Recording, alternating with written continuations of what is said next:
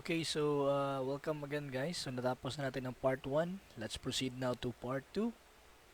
So welcome to part 2. This is our part 2. It's all about getting started and the tools that you need sa sa pagiging virtual assistant. So dito guys, makita natin dito may 5 important tools tayo na gagamitin natin or posibleng gagamitin mo when starting out as a virtual assistant. So ito yung number 1 tool. Dapat you should have your own laptop and your personal computer. Hindi po pwede yung cellphone mo lang dito sa online job, guys. So dapat may laptop ka and your personal computer.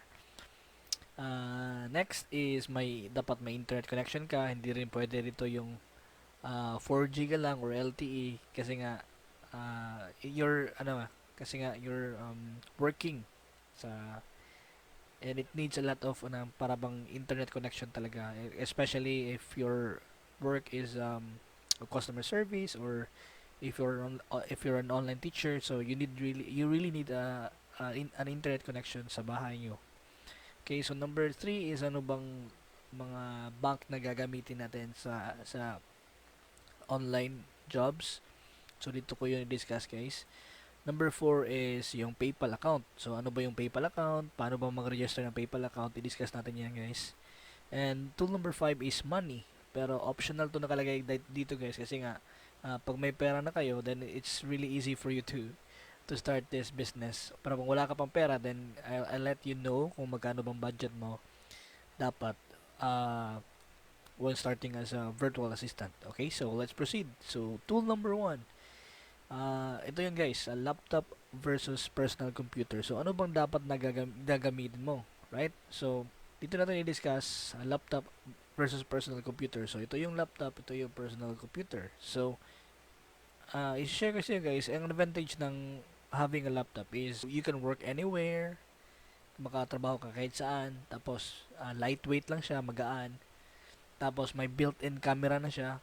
So hindi mo na kailangan bumili ng webcam kasi nga may built-in camera na siya. And of course, may built-in speakers na rin siya. So hindi mo na kailangan bumili ng speakers because nga usually sa mga laptop ngayon is meron na siyang speaker na available. And the disadvantage about this is medyo expensive lang talaga yung gamitin yung laptop natin. Kasi nga recommended ko na laptop is maybe around 25,000 and up. Kasi pag bibili ka ng laptop na 25,000 below, hindi talaga siya magla-last long. So it really depends on the budget rin. And the disadvantage about this, small screen lang siya. So hindi mo masyado ma-appreciate yung mga images or kung ano bang tinatrabaho mo. Medyo maliit din yung text. Next is ang advantage din using a personal computer. Number 1 is cheap lang siya. You can buy actually a personal computer less than 20,000 pesos. So okay na talaga yung setup na yan. And it will last long. And sa experience ko using my personal computer kasi nga I started out working with personal computer kasi di ko pa talaga afford yung laptop.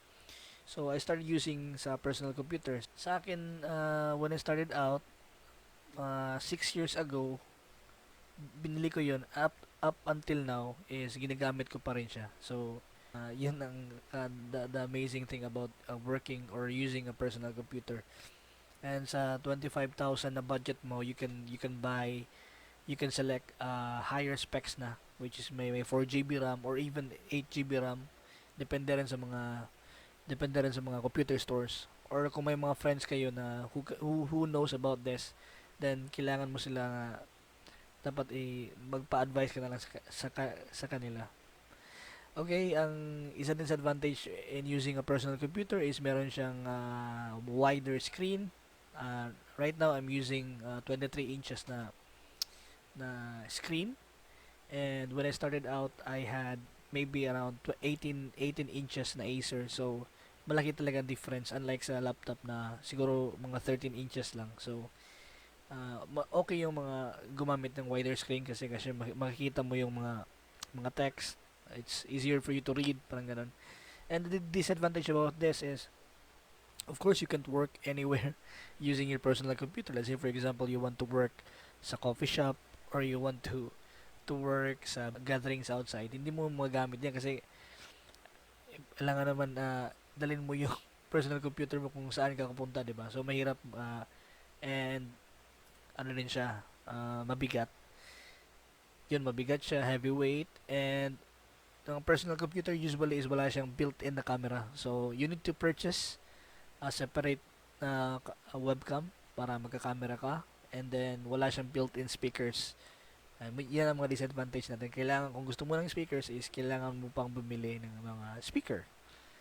So, ano yung recommendation ko na gamitin mo? Okay, so, ito yung mga recommendation ko. Ano bang gagamitin mo? Laptop ba or ang personal computer? Okay, so ito na. Kung ang budget mo is 25,000 and up, piliin mo yung laptop. And at least, may note ako dyan na at least 4 GB yung RAM niya, tsaka yung may 500 parang HDD or ano ba na hard drive dyan sa loob.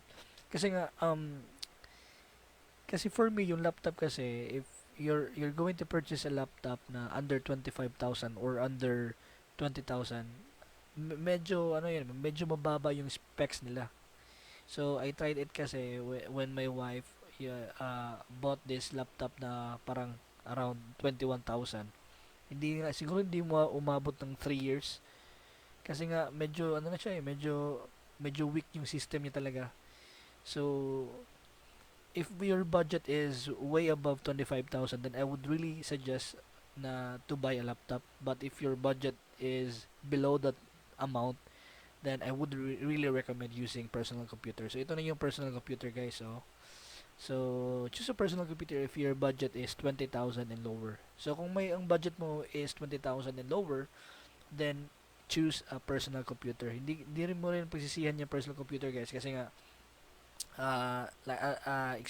based on my experience, I've been using my personal computer since I started out as working as a virtual assistant. And until now, ginagamit ko pa rin siya. Nagagamit pa rin ng anak ko. And so at least may 4 GB RAM din, and at least may siguro may 500 GB na ano ba yun, hard drive ang tawag, hindi ako sure. So, yun, guys. So, next is, discuss natin yung, kung personal computer ang pipiliin natin, ay discuss natin yung webcam at saka yung headset. Yung first webcam at saka headset ko, guys, binili ko sila sa Octagon. Kasi nga, syempre, yun naman ang pinaka-famous na parang computer store dito sa atin sa Pilipinas, diba? So, ang recommended ko na brand is itong A4 Tech. Ang nagustuhan ko sa A4 Tech is cheap lang siya, at the same time nagbibigay din siya ng quality na quality din talaga yung binibigay niya na performance. Yung camera ko na binili ko 5-6 years ago, still ginagamit ko pa rin ito. But now I'm using my laptop now. I'm using a MacBook Air 2017. Pero yung webcam na to is ginamit ko na rin. Up until now, gumagana pa rin. So which is good. Siguro na to sa mga 10 MB na resolution, di ako sure eh. Pero I think more than that. Siguro mga 14. And the next is yung A4 Tech. And to be honest, yung A4 Tech na headset is ginagamit ko rin siya within siguro mga 3 years. Pero ngayon, hindi na ako gumamit niyan kasi nasira na yan siya. Pero yung ginagamit ko pa siya siguro mga 3 years ago, I'm really satisfied with its performance. Talagang makukuha talaga yung sound detail, and at the same time yung ano yan, yung microphone. So kung pipili kayo ng headset, guys, be sure na meron din siyang built-in na microphone, kasi nga dito sagap yung mga voice mo, 'di ba? Kung may tatawag sa iyo, parang ganun, may interview ka, so piliin mo yung may microphone. And if you're working as an online teacher, parang mga online teacher or customer service, hindi naman din to ang gagamitin mo sa headset na may mga tinatawag sila na mga noise cancelling. Yun ang mga recommended nila na mga headset. And I think to be honest, wala pa akong idea kung ano ba yung mga brands na ginagamit nila. But if you have any idea kung anong mga brands yun, you can just simply leave a comment sa comment section below para matulungan din natin yung mga classmates nyo dito, guys.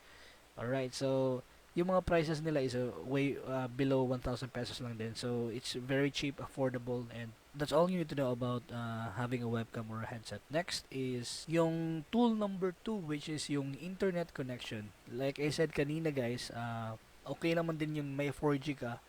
Kaya lang, when it comes to working, parang loaded ka na ng work, hindi talaga mag-work yung 4G or LTE lang na signal mo.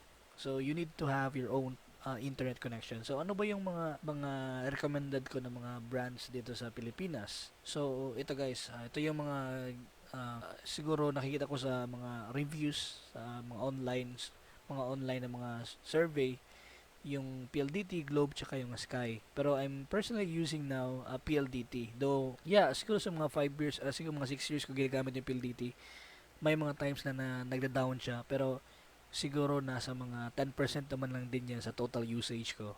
Most of the time, talagang nasatisfied talaga ako sa work sa service ng PLDT. And I've heard a lot of stories din sa Globe and sa Sky na okay din yung service niya. So, kayo na bahala guys kung ano mang piliin nyo. Depende rin siguro sa lugar nyo. So, kung gusto nyo malaman kung ano yung mga prices or ano ba mga plans nila, so may nakalagay ako dito na example.